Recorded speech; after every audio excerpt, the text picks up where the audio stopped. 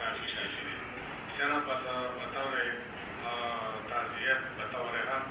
چې موږ د دې مولوي صاحب سره لیدلونو سره حاجي صاحب سره دې سره چې کوم دی شریک شو دا هم زموږ د ضیاء اتحاد ثابت بناني رحمت الله علیه یو حالت تېر شوی یو بزرګ هغه فرمایي ما دا زمانه په سترګو لیدلې ده چې کله مونږ یو غړي ته راغلو یو غم ته به لاړو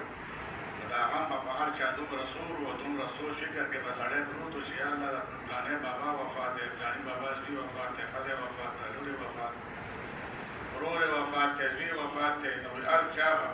هر چا به چې کوم دی داسې سم کته کړی و په دې غم کې دا وګین دا د رور مړ دی یا د خور مړ دی د پلار مړ دی د رور مړ دی دا پته به چاته نه لګېده چې یاره مونږ دا دعا چاته وکړو د تعزیت د تسلي چاله ورکړو هر سړی به دومره غم کې پروت و او اوس دا زمانه مې ولیده چې هر سړی په خپل غم کې دی کله چې غم نه لاړ شي د خپل سر خیر غواړي او دا سړی په غم دومره خفه دی څومره چې په خپل غم خفه دی او په دې سره هم په دې غم کې ماشاءالله د هغه یو ملګري یو زموږ د مجلس ملګري یو زموږ د خطر ملګري یو دا څومره اعمال او اصحاب چې دوی بیان د حقیقت دا په هغې کې په دې صفاتو موصوف الله یې دا درجات عالیه نصیب کړي د مشرانو سره ناسته سړی وکړي نو ډېر څه زده کړي هغه کتاب کې به کله زده کېږي هغه چاته ومې نوې درجې ته رسې هغه یا تخصص او تخصص فقه ته بل حدیث ته به رسې لکه علماو سره سړی کښېني ډېرې خبرې وړاندې واوري او دا مولانا صاحب د مفتي صاحب مرحوم د امر دا چې کوم دی زموږ د ټولو لپاره یو عبرت دی یا بزرګ فرمایي دا امر چې کوم دی دا عمر نه غواړي دا وخت غواړي دې پر وخت مقرر دی عمر ونه مقرر نه دی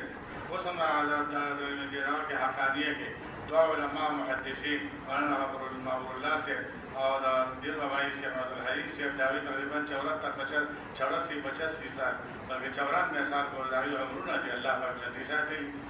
عقل کوي نو دا 70 کې د هغې خدماتو سره د هغوی خپل کردار او احادیثو در تدریس او زور او کمزوري بیماري چې څومره ورسره دي پکار دی چې 70 سال ته هم رسېدلی نه دی خو د علم خپل برکات دي الله رب العالمین هغوی ته ورکړي دي برکات عمر کې الله برکت اچولی یو عالم فرمایي یو بزرګ که سړی دا غواړي زما د عمر رزق کې برکت وي د مور او پلار خدمت دی کوي که سړی دا غواړي زما د عمر علم کې برکت وي او زما د په عمل کې برکت وي د بیا د هغه استاد او د خپل شیخ خدمت کوي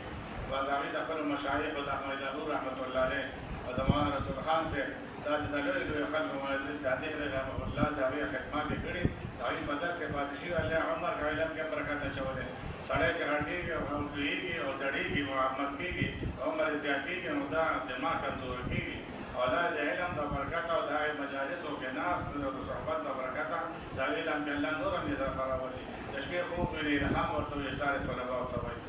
بزرګ فرمایي د عادل مرګ دا چې کوم دی عمر نه غواړي ډېر عمر سړی به 120 سال کې 110 سال کې وي لیکن د دې لپاره یو حق عمر مقرر دی یو وخت مقرر دی چې راشي بس انسان لاړ شي مفتي صاحب هم الله ته مقرر کړی و لیکن دا اهم کردار او کیسه اعمال تاسو ته د حقیقت ذکر کړی شوه زموږ په مشرانو او علماو کې مولانا عبدالحی لکنوي رحمه الله د هغه 35 سال عمر او 35 سال کې هغه ډېرو کتابونو متون هم کړي دي او ډېرو متونو شرح هم کړي دي او بیا یو فتاوا هم کړې فتاوا عبدالحی لکنوي رحمه الله هغه یو فتاوا هم کړې ده لیکن په 25-35 سال کې عمر کې وفات دی سړی چې وګوري د عمر علم او د عمر دا چې راجمع کړي نو ډېر لوی فرق پکې دی لوی چې کوم دی امتیاز پکې دی لیکن بیا هم الله رب العالمین هغه ته په دې عمر کې برکت اچولی و په دې لږ عمر کې الله رب العالمین هغه ته 40 او د 50 سال او د 100 سالو کار د عمر